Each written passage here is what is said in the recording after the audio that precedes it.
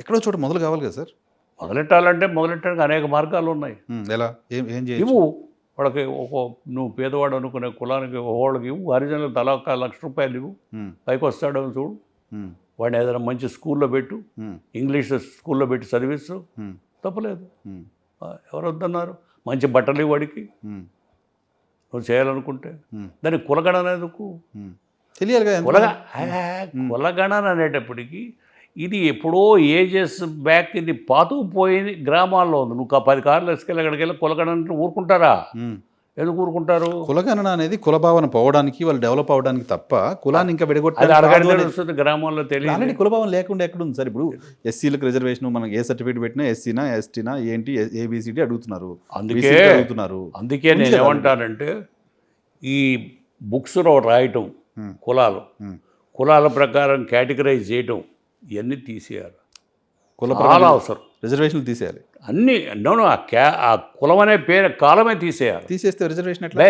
BC అంటే తెలియదా మనకి? కలెక్టర్ తెలియదా?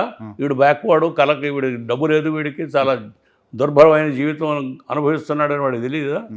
తహసీల్దార్కి తెలియదా? కేవలం ఆర్థికపరమైన అంశం మాత్రమే కాదుగా. ఎందుకు అట్లా? ఎందుకు నువ్వు ఎందుకు క్యాస్టిగేట్ హిమ్? ఒక దళితుడు, కలెక్టర్ అయిన దళితుడు కూడా, నేను కలెక్టర్ అయిన తర్వాత కూడా నేను వివక్షను ఎదుర్కొంటున్నాను మాట్లాడుతున్నాడు ఈ దేశంలో. మీరు ఒక్కటి ఆలోచన చేయాలండి. ఇవాళ గేదెని కోసే మాదిగాడు నీకు ఇవాళ ఒక్కసారి నువ్వు అనుకున్న స్కీమ్లోకి ఎలా ఫిట్ ఇన్ అవుతాడు? వాడికి కొంత పాలిష్ చేయాలా, తీసుకురావాలా, ఇవి కొంత డబ్బు పెంచు, స్కూల్లో పంపించు, మంచి ఇంగ్లీష్ మీడియం స్కూల్స్ పెట్టు, కాలేజ్ గ్రామాల్లో అలా తీసుకురావాలి. నేనేమంటున్నా, అదే ఫినాన్షియల్ అప్లిఫ్ట్మెంట్ ఒకటి, అది కాకుండా సోషల్ స్టిగ్మా వల్ల ఐఏఎస్ దాకా అయినా.